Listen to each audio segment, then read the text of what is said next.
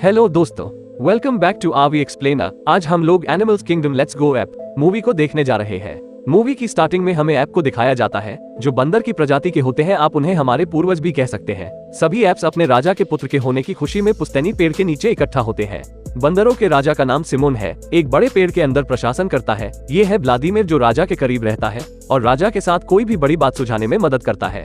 आज बंदरों की रानी 2 बच्चों को जन्म देती है। पहला बंदर बहुत छोटा और कमजोर होता है, लेकिन दूसरा बंदर उससे बड़ा और मजबूत होता है और कमजोर बंदर दुनिया में पहले आया था, इसलिए नियम के अनुसार वही राजा बनेगा। और तभी एक बंदर चुड़ैल आती है। वो राजा को छोटे बंदर से छुटकारा दिलाने की सलाह देती है क्योंकि वो एक अपशगुन है और वो कहती है उसकी गलती नहीं है, ये तो प्रकृति की गलती है और वानर इसे राजकुमार के रूप में कभी स्वीकार नहीं करेंगे। और रानी के होश में आने से पहले राजा अपने कमजोर बच्चे को दूर करने के लिए व्लादिमीर को सौंप देता है। और जब रानी को होश आ जाता है तो अपने बच्चे के बारे में पूछती है और राजा से वचन लेने को कहती है कि वो उनका अच्छे से देखभाल करेगा। और रानी की मृत्यु हो जाती है।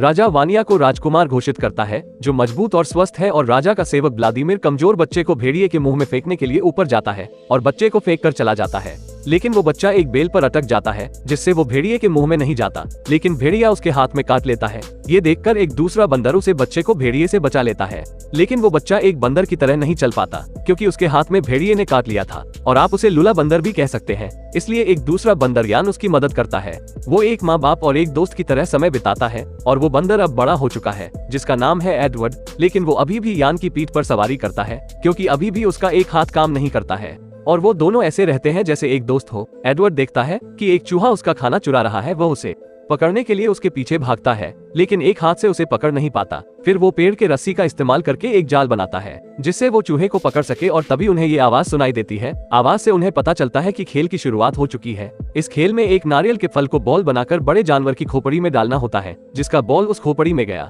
वो खेल का विजेता होता है। यान जाने से मना करता है। एडवर्ड किसी भी तरफ यान को मना लेता है और दोनों खेल देखने चले जाते हैं। वानिया जो राजा का बेटा है वो इस खेल का पहला विजेता है जिससे सभी ऐप्स उसकी तारीफ करते हैं।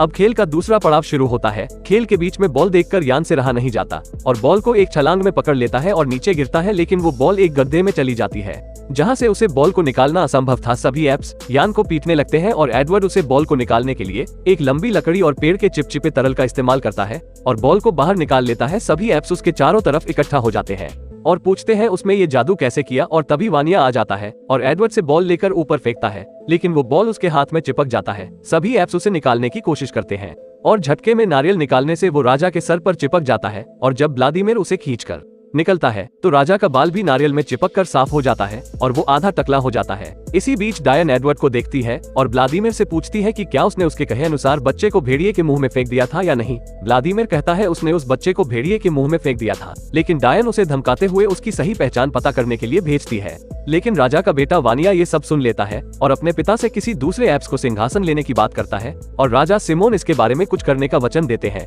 राजा के कहने के अनुसार 2 बंदर एडवर्ड के पास आते हैं और कहते हैं राजा ने आपको बुलाया है। वहां पहुंचने के बाद पता चलता है राजा की उपस्थिति में एडवर्ड पर जादू करने का आरोप लगाया जाता है। एडवर्ड उन्हें समझाता है कि ये कोई जादू नहीं है बल्कि कुछ तरकीबें हैं जो उसने खोजी है। और एडवर्ड उसे गलती का समाधान करने के लिए एक पत्तों का ताज बनाता है जिससे राजा सिमोन का टकला भी छुप जाता है और उनको राजा होने की पहचान भी मिल जाती है। फिर वो पत्तों में साफ पानी इकट्ठा करके आईना बनाता है। राजा पहली बार अपना चेहरा देखकर बहुत खुश होता है। उसके बाद वो राजा के लिए एक झूला बनाता है और वो कुछ बातें कर ही रहे होते हैं कि कुछ कीड़े उन पर हमला कर देते हैं। ये सब उस डायन का किया होता है और राजा झूले से नीचे गिर जाते हैं और एडवर्ड के ऊपर डायन राजा की हत्या करने का आरोप लगाती है। और राजा का बेटा वानिया इसी का फायदा उठाते हुए एडवर्ड को उसे पेड़ से नीचे फेंक देता है और राजा सिमोन को होश आता है तो पूछते हैं एडवर्ड को नीचे किसने फेंका। वानिया कहता है उसे मैंने नीचे फेंका क्योंकि उसने आपको मारने की कोशिश की। राजा सिमोन कहते हैं उसने मुझे कोई हानि नहीं पहुंचाई और तुमने एक ऐप्स की हत्या की है। जब एडवर्ड को होश आता है तो देखता है वो पेड़ से नीचे गिरा हुआ है और यान एक लता से लटकर उसकी तरफ हाथ बढ़ता है, लेकिन एडवर्ड उस तक पहुंच नहीं पाता। वो यान को छोड़कर रेगिस्तान की ओर बढ़ता है। आगे जाने पर वो 2 बड़े शुतुरमुर्ग को देखता है और एक शुतुरमुर्ग के मुंह में अंगूर का गुच्छा होता है। एडवर्ड उसे पकड़ने के लिए 2 पैरों पर खड़े होने की कोशिश करता है और इस तरह वो 2 पैरों पर खड़ा होना सीख जाता है और तभी वहाँ भेड़ियों का एक झुंड दौड़ते हुए दिखाई देता है और इन तीनों को भी भागना पड़ता है। पहली बार एडवर्ड भागता है, वो भी उल्टा, लेकिन शुतुरमुर्ग को सीधा भागता देख वो भी सीधा भागने लगता है। एडवर्ड ये देखकर काफी खुश होता है कि अब वो तेजी से आगे बढ़ सकता है, अब उसका एक हाथ उसके लिए बाधा नहीं बनेगा। और बाकी बंदर उसे 2 पैरों पर दौड़ता देख काफी उत्साहित होते हैं और वो तीनों गैंडों से होकर आगे निकल जाते हैं। गैंडे देखते हैं कि उनकी तरफ भेड़ियों का झुंड बढ़ रहा है, इसीलिए वो भी वहाँ से भागने लगते हैं। लेकिन अब एडवर्ड के पीछे भेड़िए और भारी भारी गैंडे पड़ चुके हैं। एडवर्ड रास्ते के अंत तक पहुँच चुका है और वो वहाँ से नहीं हटा तो वो रौंदा जाएगा। ये सब देखकर एक बाप से रहा नहीं जाता और राजा सिमोन उन गैंडों के आगे आकर उन्हें रोकने की कोशिश करते हैं, लेकिन वो देखते हैं कि एडवर्ड कुचलने वाला है। वो जल्दी से अपने बेटे के आगे आ जाते हैं, जिससे एडवर्ड तो बच जाता है, लेकिन राजा सिमोन बुरी तरह घायल हो जाते हैं। राजा सिमोन मरने से पहले एडवर्ड से कहते हैं कि मैं तुम्हारा पिता हूँ और तुम्हारी माँ को आखिरी वचन दिया था कि मैं अपने बच्चों का ख्याल रखूंगा। वानिया अपने पिता का शरीर ले जाता है और एडवर्ड से कहता है कि उसे अपना भाई समझने का सोचना भी मत। वानिया को राजा का ताज पहनाया जाता है। वानिया व्लादिमीर को गुस्से में बर्खास्त कर देता है। सर्गेई व्लादिमीर की जगह लेता है और तभी एक तेज का बवंडर आता है, जिसकी चपेट में एडवर्ड भी आ जाता है, लेकिन उसमें उसे लूसी नाम की बंदरिया मिलती है। एडवर्ड को उसे देखते ही प्यार हो जाता है। वो दोनों अच्छे दोस्त बन जाते हैं और एडवर्ड उसे 2 पैरों पर खड़ा होना और चलना सिखाता है और वहीं दोनों को ज्वालामुखी से आग के बारे में पता चलता है।